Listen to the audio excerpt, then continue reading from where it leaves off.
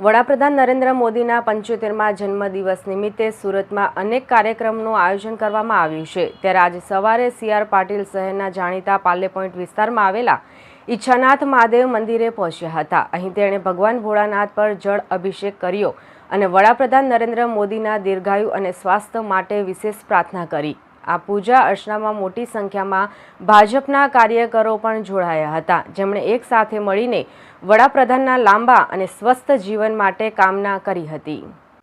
મંદિરમાં પૂજા અર્ચના કર્યા બાદ પાટીલે મંદિરની બહાર સ્વચ્છતા અભિયાન હેઠળ ઝાડુ લગાવીને સ્વચ્છતાનો સંદેશો આપ્યો હતો। આ સમયે સ્વચ્છતા કર્મચારીઓ પણ હાજર રહ્યા હતા। આ કાર્યક્રમનો ઉદ્દેશ સ્વચ્છતા પ્રત્યે જાગૃતિ ફેલાવવાનો અને વડાપ્રધાન મોદીના સ્વચ્છ ભારત અભિયાનને વેગ આપવાનો હતો।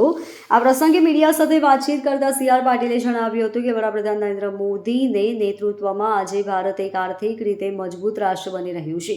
તેમણે દેશની સુરક્ષા અને સાર્વભૌમત્વ માટે પણ મહત્વપૂર્ણ પગલાં લીધા છે।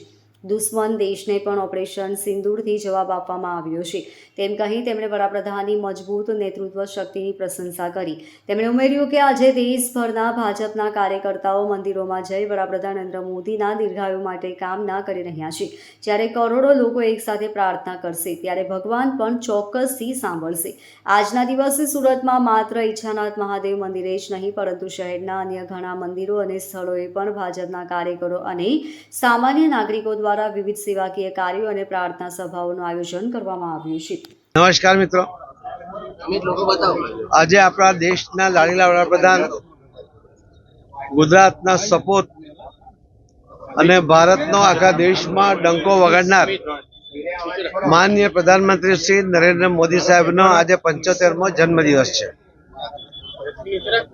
એમના જીવન એક એક ક્ષણ, લોહીનો એક એક કણ આ દેશ માટે માનનીય પ્રધાનમંત્રી શ્રી મોદી સાહેબે સમર્પિત કર્યું છે। અને આ વાત ફક્ત એમણે શબ્દોમાં નથી કરી, પરંતુ એમણે એમના જીવનમાં, એમના કાર્યમાં એમણે સતત એને પ્રદર્શિત પણ કરી છે। અને એમણે કરેલા નિર્ણયો એના કારણે આખા દુનિયામાં ભારતની શાખ વધી છે। આજે એક ગરીબ ગણાતો ભારત દેશ આજે વિશ્વમાં આર્થિક ક્ષેત્રમાં 3જા નંબર પર આવવાની તૈયારીમાં છે। એમણે જે યુદ્ધ માટેના સાધનો 70% બહારથી લાવવા પડતા હતા, આયાત કરવા પડતા હતા, આજે આપણા દેશ પર બનેલા શસ્ત્રો એ વિદેશમાં નિકાસ કરતા થયા છે। સર્વાંગી વિકાસની વ્યાખ્યા એ માનનીય પ્રધાનમંત્રી શ્રી નરેન્દ્ર મોદી સાહેબે દેશ અને દુનિયાની સામે મૂકી છે। આ દેશમાં પણ મહિલા હોય, યુવા હોય, વૃદ્ધ હોય, વિશ્વકર્મા સમાજના લોકો હોય કે અન્ય કોઈ પણ સમાજના લોકો હોય, આ દરેક સેક્ટરના લોકો માટે, ખેડૂતો માટે અલગ અલગ યોજના બનાવીને એમનું જીવન સરળ બને એના માટેના સરળ સફળ પ્રયત્ન એ પણ માનનીય પ્રધાનમંત્રી શ્રી નરેન્દ્ર મોદી સાહેબે કર્યા છે। એમણે જનધન ખાતા ખોલાવીને એક વિશ્વ રેકોર્ડ તો કર્યો, પરંતુ જે બેંકો એક સામાન્ય માણસને બેંકમાં ઘૂસવા દેતી નહોતી, એકાઉન્ટ ખોલાવવાની તો બહુ દૂરની વાત હતી, આજે એ દરેક બેંકોની અંદર સામાન્ય વ્યક્તિના પણ એકાઉન્ટ છે। અને એની પાછળનો જે હેતુ હતો કે લોકોનું બેંક એકાઉન્ટ તો ખુલે, એમાં એ સેવિંગ પણ કરે, પરંતુ સરકારની યોજનાઓનો લાભ એમને ડાયરેક્ટ બેનિફિટ યોજના મુજબ એમને ટ્રાન્સફર થાય, ડીબીટી મુજબ એને ટ્રાન્સફર થાય, એના માટે કરોડો ખેડૂતો, કરોડો બહેનો એમને પણ આનો લાભ મળતો થયો છે। વચેટિયાઓ એમાંથી બહાર નીકળ્યા છે, કોઈ દલાલ એનું અસ્તિત્વ હવે ધરાવતો નથી। અને એ આપણે જોયું છે કે કોરોનાના સમયમાં પણ બહેનોને જ્યારે એમણે મદદ કરવાની હતી ત્યારે કોઈ અધિકારી અથવા તો જે લાભાર્થી પોતે કલેક્ટર કચેરી કે મામલતદાર કચેરી પહોંચી શકે એવી સ્થિતિમાં નહોતા, ત્યારે પણ એમને ડીબીટી મુજબ એમના જનધન ખાતામાં સીધા પૈસા બહેનોને એમણે આપ્યા। અને કોરોના જેવા મુશ્કેલીના સમયમાં પણ મોદી સાહેબે એક રાહત આપી છે।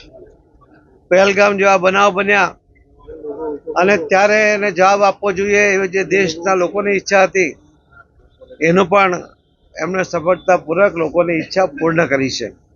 આજે વિશ્વને એમણે બતાવી આપ્યું છે કે ભારત હવે નબળો દેશ નથી, ભારત એક મજબૂત દેશ છે અને દુશ્મનોના ઘરમાં જઈને એને જવાબ આપી શકે એવી ક્ષમતા પણ ધરાવે છે. અને આ બધી જ ક્ષમતા આપણા દેશમાં નિર્માણ પામેલા આયુધો, શસ્ત્રો, એના દ્વારા આપણે પરફેક્ટ નિશાન પાર કરીને માનનીય પ્રધાનમંત્રી મોદી સાહેબે દુશ્મનોના દાંત ખાટા કર્યા અને વિશ્વને ચોંકાવી દીધું છે. આપણે જોઈએ છીએ કે દરેક જ્યારે કોઈ પણ મુસીબત આપણી સામે આવીને ઊભો હોય, પૂર હોય, પ્લેગ હોય, કોઈ કુદરતી આફત હોય, ધરતીકંપ હોય, કોઈ પણ વખતે માનનીય પ્રધાનમંત્રી શ્રી નરેન્દ્ર મોદી સાહેબ ખડક બનીને સામે ઉભા રહેતા હોય છે અને એના દ્વારા લોકોની જરૂરિયાતોને પૂર્ણ કરતા હોય છે. આજે નરેન્દ્ર મોદી એક આધાર સ્તંભ બની ગયા છે. એમને દીર્ઘાયુ આવે, એમને તંદુરસ્તી મળે, એના માટે આજે આખા દેશના લોકો એ ભગવાનના મંદિરમાં જઈને પ્રાર્થના કરી રહ્યા છે.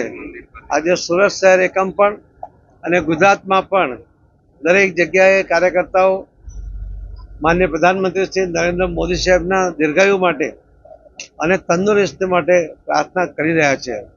આટલા બધા કરોડો લોકોનો જે અપેક્ષા એ ભગવાન પણ પૂર્ણ કરશે એવી અમને શ્રદ્ધા છે. ધન્યવાદ. Bureau report LK star news, Surat.